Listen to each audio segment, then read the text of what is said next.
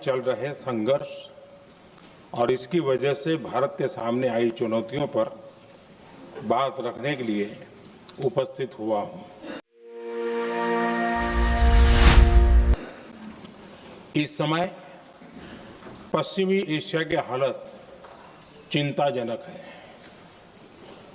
बीते 2-3 हफ्तों में जयशंकर जी ने और हरदीप पुरी जी ने इस विषय पर सदन को जरूरी जानकारी दी है। अब इस संकट को 3 सप्ताह से ज्यादा हो रहा है। इसका पूरे विश्व की अर्थव्यवस्था पर, लोगों के जीवन पर बहुत ही विपरीत असर हो रहा है। इसलिए पूरी दुनिया इस संकट के जल्द से जल्द समाधान के लिए सभी पक्षों से आग्रह भी कर रही है। अध्यक्ष महोदय, भारत के सामने भी इस युद्ध ने अप्रत्याशित चुनौतियां खड़ी कर दी हैं। ये चुनौतियां आर्थिक भी हैं, नेशनल सिक्योरिटी से जुड़ी भी हैं और मानवीय भी हैं। युद्धरत और युद्ध से प्रभावित देशों के साथ भारत के व्यापक व्यापारिक रिश्ते हैं। जिस क्षेत्र में युद्ध हो रहा है वो दुनिया के दूसरे देशों के साथ हमारे व्यापार का भी एक महत्वपूर्ण रास्ता है। विशेष रूप से कच्चे तेल और गैस की हमारी जरूरतों का एक बड़ा हिस्सा यही क्षेत्र पूरा करता है। हमारे लिए ये रीजन एक और कारण से भी अहम है। लगभग 1 करोड़ भारतीय खाड़ी देशों में रहते हैं और वहां काम करते हैं। वहां समंदर में जो कमर्शियल शिप चलते हैं उनमें भारतीय क्रू मेंबर्स की संख्या भी बहुत अधिक है। ऐसे अलग अलग कारणों के चलते भारत की चिंताएं स्वाभाविक रूप से अधिक है। इसलिए ये आवश्यक है कि भारत की संसद से इस संकट को लेकर एक मत और एकजुट आवाज दुनिया में जाए।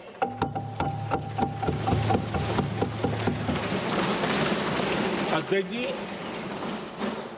जब से ये युद्ध शुरू हुआ है तब से ही प्रभावित देशों में हर भारतीय को जरूरी मदद दी जा रही है। मैंने खुद पश्चिम एशिया के ज्यादातर देशों के राष्ट्राध्यक्षों के साथ 2 राउंड फोन पर बात की है। सभी ने भारतीयों की सुरक्षा का पूरा आश्वासन दिया है। दुर्भाग्य से इस दौरान कुछ लोगों की दुखद मृत्यु हुई है और कुछ घायल हुए हैं। ऐसे मुश्किल हालात में परिवारजनों को आवश्यक मदद दी जा रही है।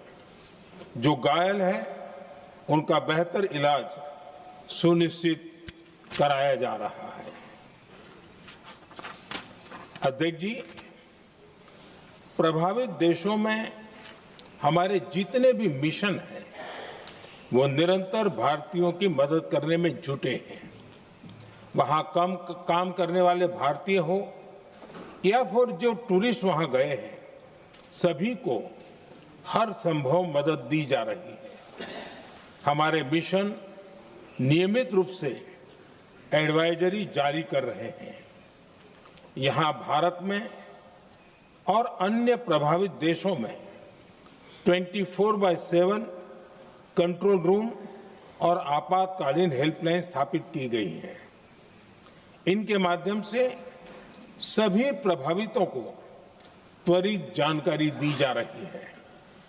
अध्यक्ष जी, संकट की स्थिति में देश विदेश में भारतीयों की सुरक्षा हमारी बहुत बड़ी प्राथमिकता रही है।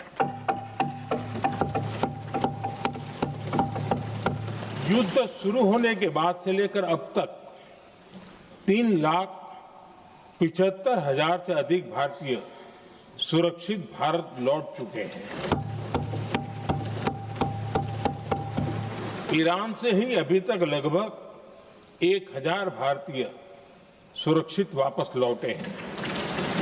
इनमें 700 से अधिक मेडिकल की पढ़ाई करने वाले युवा हैं।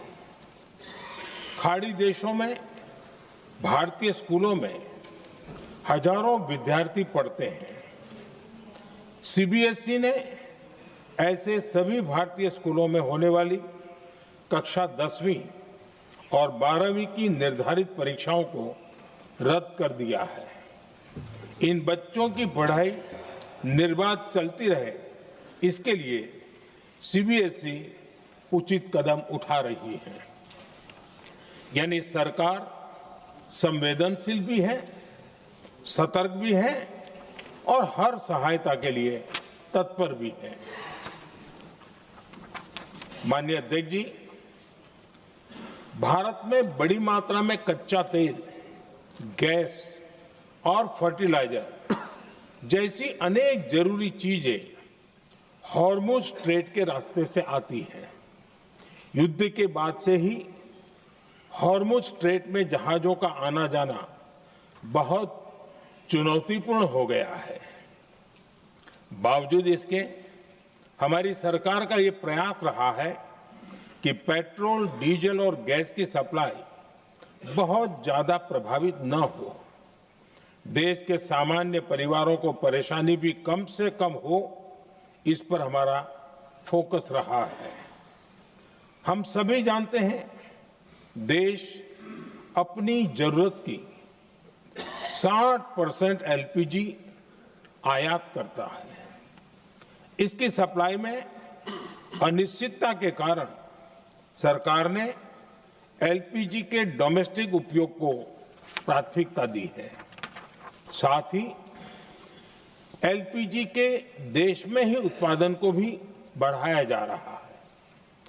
पेट्रोल, डीजल की सप्लाई पूरे देश में सुचारू रूप से होती रहे, इस पर भी लगातार काम किया गया है।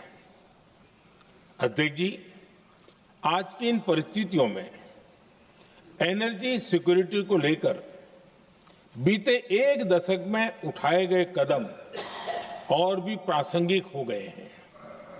भारत ने बीते 11 वर्षों में अपनी एनर्जी इंपोर्ट का डाइवर्सिफिकेशन किया है। पहले क्रूड ऑयल, एलएनजी, एलपीजी ऐसी एनर्जी जरूरतों के लिए 27 देशों से इंपोर्ट किया जाता था। वहीं आज भारत 41 देशों से एनर्जी इंपोर्ट करता है।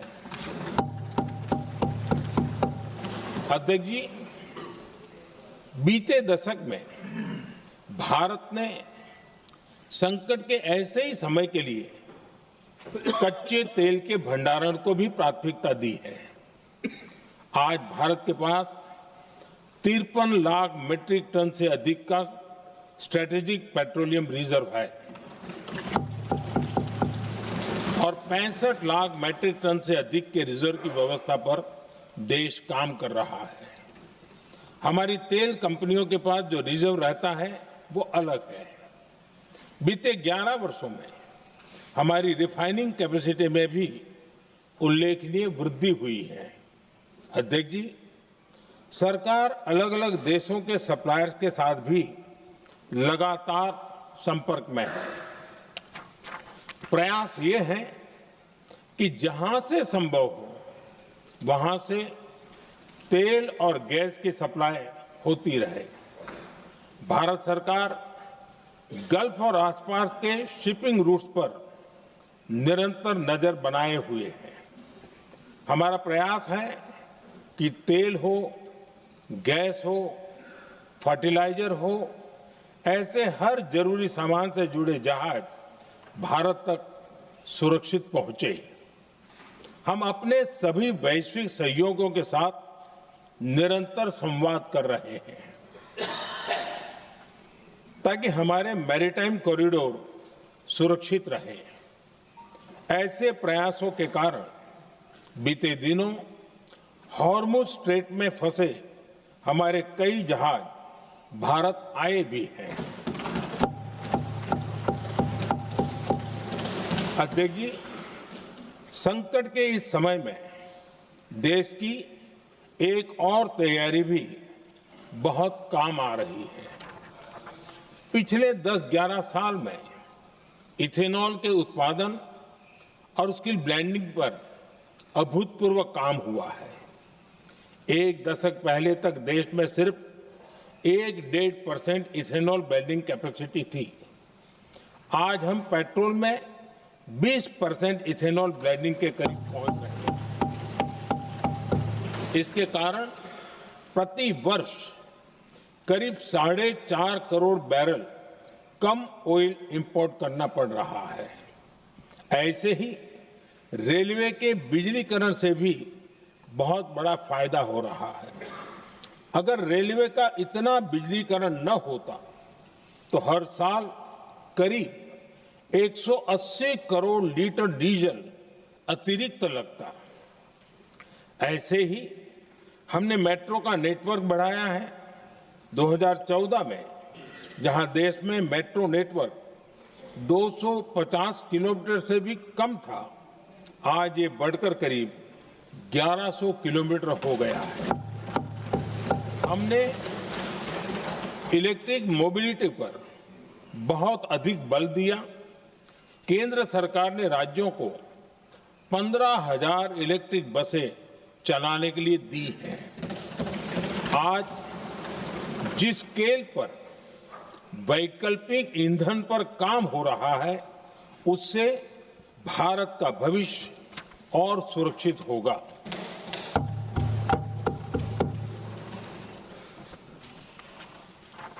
आदरणीय अध्यक्ष जी, हम जानते हैं कि एनर्जी आज इकोनॉमी की रीढ़ है और ग्लोबल एनर्जी नीड्स को पूरा करने वाला एक बड़ा सोर्स वेस्ट एशिया है। स्वाभाविक है कि दुनिया भर की अर्थव्यवस्था वर्तमान संकट से प्रभावित हो रही है और भारत पर इसका कम से कम दुष्प्रभाव हो, इसके लिए निरंतर प्रयास किए जा रहे हैं। सरकार इसके शॉर्ट टर्म, मीडियम टर्म और लॉन्ग टर्म ऐसे हर असर के लिए एक रणनीति के साथ काम कर रही है। आज भारत की इकोनॉमी के फंडामेंटल्स मजबूत है। इससे भी देश को बहुत मदद मिली है। हम हर सेक्टर के स्टेक होल्डर्स के साथ चर्चा कर रहे हैं। जहां भी जरूरत है उस सेक्टर को आवश्यक सपोर्ट दिया जा रहा है। भारत सरकार ने एक इंटर मिनिस्ट्रियल ग्रुप भी बनाया है। ये ग्रुप हर रोज मिलता है और हमारे इंपोर्ट एक्सपोर्ट में आने वाली हर दिक्कत का आकलन करता है और ये ग्रुप आवश्यक समाधान पर भी निरंतर काम करता है। मुझे पूरा भरोसा है कि सरकार और इंडस्ट्री के साझा प्रयासों से हम परिस्थितियों का बेहतर सामना कर पाएंगे। माननीय अध्यक्ष जी, एक बड़ा सवाल ये है कि युद्ध का खेती पर क्या प्रभाव होगा। देश के किसानों ने हमारे अन्न के भंडार भर रखे हैं, इसलिए भारत के पास पर्याप्त खाद्यान्न है। हमारा ये भी प्रयास है कि खरीफ सीजन की ठीक से बुआई हो सके। सरकार ने बीते सालों में आपात स्थिति से निपटने के लिए खाद की पर्याप्त व्यवस्था भी की है। अतीत में भी हमारी सरकार ने दुनिया के संकटों का बोझ किसानों पर नहीं पड़ने दिया था। कोरोना और उस समय के युद्धों के दौरान उस समय भी ग्लोबल सप्लाई चेन में डिस्टरप्शन आ गई थी। दुनिया के बाजार में यूरिया की एक बोरी 3,000 रुपये तक पहुंच गई। लेकिन भारत के किसानों को वही बोरी 300 रुपए से भी कम कीमत में उपलब्ध कराई गई। अध्यक्ष जी, देश के किसानों को इस प्रकार के संकटों से बचाने के लिए भी बीते वर्षों में अनेक कदम उठाए गए हैं। पिछले एक दशक में देश में 6 यूरिया प्लांट शुरू किए गए हैं। इससे सालाना 76 लाख मैट्रिक टन से अधिक की यूरिया प्रोडक्शन कैपेसिटी जुड़ी है। इस दौरान डीएपी और एनपीकेएस जैसी खाद का घरेलू उत्पादन भी करीब 50 लाख मैट्रिक टन बढ़ाया गया है। इतना ही नहीं, तेल और गैस की तरह खाद के आयात को भी डाइवर्सिफाई किया गया है। ऐसे ही डीएपी और एनपीके के आयात के लिए भी हमने अपने विकल्पों को विस्तार किया है। अध्यक्ष जी, सरकार ने देश के किसानों को made in India nano urea का विकल्प भी दिया है। सरकार किसानों को प्राकृतिक खेती के लिए भी प्रोत्साहित कर रही है। पीएम कुसुम योजना के तहत किसानों को 22 लाख से ज्यादा सोलर पंप दिए गए हैं। इससे भी डीजल पर उनकी निर्भरता कम हुई है। मैं सदन के माध्यम से देश के किसानों को विश्वास दिलाता हूं कि सरकार किसानों की हर संभव मदद करती रहेगी। आदरणीय अध्यक्ष जी, युद्ध का एक बहुत बड़ा चैलेंज ये भी है कि भारत में गर्मी का मौसम शुरू हो रहा है। आने वाले समय में बढ़ती गर्मी के साथ बिजली की डिमांड बढ़ती जाएगी। फिलहाल देश के सभी पावर प्लांट्स के पर्याप्त कोल स्टॉक उपलब्ध है। भारत ने लगातार दूसरे साल 100 करोड़ टन कोयला उत्पादन करने का रिकॉर्ड बनाया है। पावर जनरेशन से लेकर पावर सप्लाई तक के हमारे सभी सिस्टम की निरंतर मॉनिटरिंग भी की जा रही है और सरकार की तैयारियां उसको रिन्यूएबल एनर्जी से भी मदद मिली है। बीते दशक में रिन्यूएबल एनर्जी की तरफ देश ने बड़े कदम उठाए हैं। आज हमारी total installed power generation capacity का आधा हिस्सा रिन्यूएबल सोर्स से आता है। हमारी कुल रिन्यूएबल क्षमता आज 250 गीगावाट के ऐतिहासिक आंकड़े को पार कर गई है। बीते 11 वर्षों में देश ने अपनी सोलर पावर कैपेसिटी करीब 3 गीगावाट से बढ़ाकर 140 गीगावाट तक पहुंचाई है। बीते वर्षों में देश में करीब 40 लाख रूफटॉप सोलर लगे हैं। इसमें पीएम सूर्यघर मुफ्त बिजली योजना से भी लोगों को काफी मदद मिली है। गोवर्धन योजना के तहत देश में आज 200 कॉम्प्रेस्ड बायोगैस प्लांट भी काम करना शुरू कर चुके हैं। ये सारे प्रयास आज देश के बहुत काम आ रहे हैं। सरकार ने भविष्य की तैयारी और बढ़ाते हुए शांति एक्ट माध्यम से देश में न्यूक्लियर एनर्जी के उत्पादन को भी प्रोत्साहित किया है। कुछ ही दिन पहले small hydro power development scheme को भी हरी झंडी दी गई है, जिससे अगले 5 वर्षों में 1500 मेगावाट नई हाइड्रो पावर कैपेसिटी जोड़ी जाएगी। आदरणीय अध्यक्ष जी, जहां तक डिप्लोमेसी की बात है, भारत की भूमिका स्पष्ट है। शुरुआत से ही हमने इस संघर्ष को लेकर अपनी गहरी चिंता व्यक्त की है। मैंने स्वयं भी पश्चिम एशिया की सभी संबंधित नेताओं से बातचीत की है। मैंने सभी से तनाव को कम करने और इस संघर्ष को खत्म करने का आग्रह किया है। भारत ने नागरिकों, एनर्जी और ट्रांसपोर्ट से जुड़े इंफ्रास्ट्रक्चर पर हमलों का विरोध किया है। कमर्शियल जहाजों पर हमला और हॉर्मुज स्ट्रेट जैसे अंतर्राष्ट्रीय जलमार्ग में रुकावट अस्वीकार्य है। भारत डिप्लोमेसी के जरिए युद्ध के इस माहौल में भी भारतीय जहाजों के सुरक्षित आवागमन के लिए निरंतर प्रयास कर रहा है।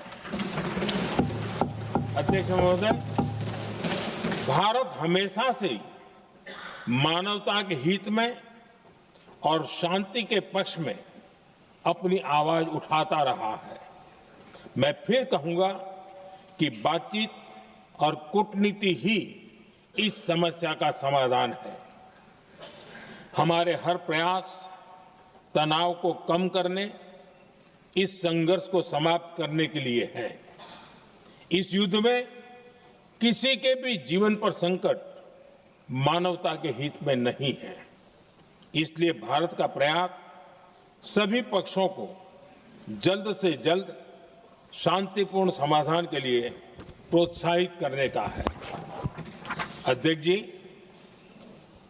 जब ऐसे संकट आते हैं तो कुछ तत्व इसका गलत फायदा उठाने की कोशिश भी करते हैं। इसलिए कानून व्यवस्था सुनिश्चित करने वाली सभी एजेंसियों को अलर्ट पर रखा गया है। कोस्टल सिक्योरिटी हो, बॉर्डर सिक्योरिटी हो, साइबर सिक्योरिटी हो, स्ट्रेटेजिक इंस्टॉलेशंस हो, सबकी सुरक्षा को और मजबूत किया जा रहा है। अध्यक्ष जी, इस युद्ध के कारण दुनिया में जो कठिन हालात बने हैं, उनका प्रभाव लंबे समय तक बने रहने की आशंका है। इसलिए हमें तैयार रहना होगा, हमें एकजुट रहना होगा।